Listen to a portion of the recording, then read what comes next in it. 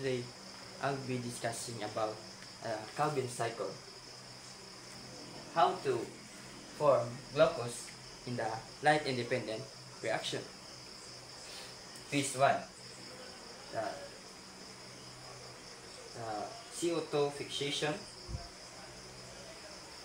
using CO2 plus RUBP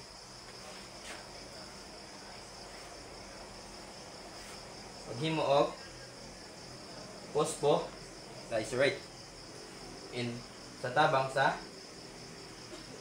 Nabisco enzyme. In this phase, there's a product na duha ka tulo ka carbon phosphoglycerate.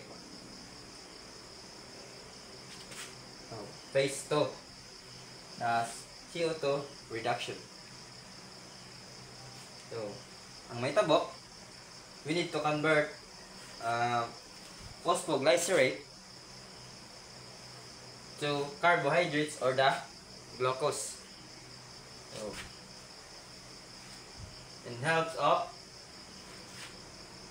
NADPH plus ATP na gikan sa light dependent. So, because of the process, the NADPH mahimo siya NADP plus, then the ATP mahimo siya ADP. Okay.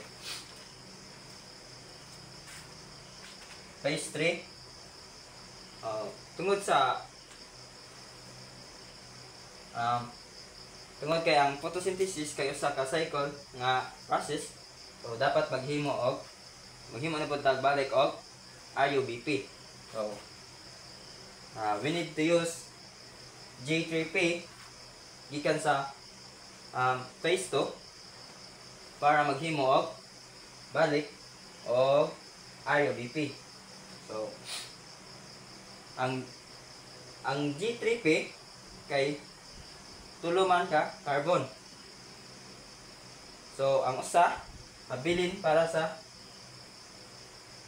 mahimong mabilin para mahimong building block sa glucose. So and the rest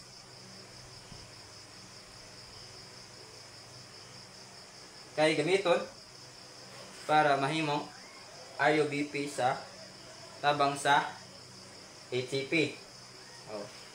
Ang RUBP gamiton na pod balik para magsugod na pod sa laing cycle. Always remember that the Calvin cycle is dependent on the light reaction. That's all. Thank you.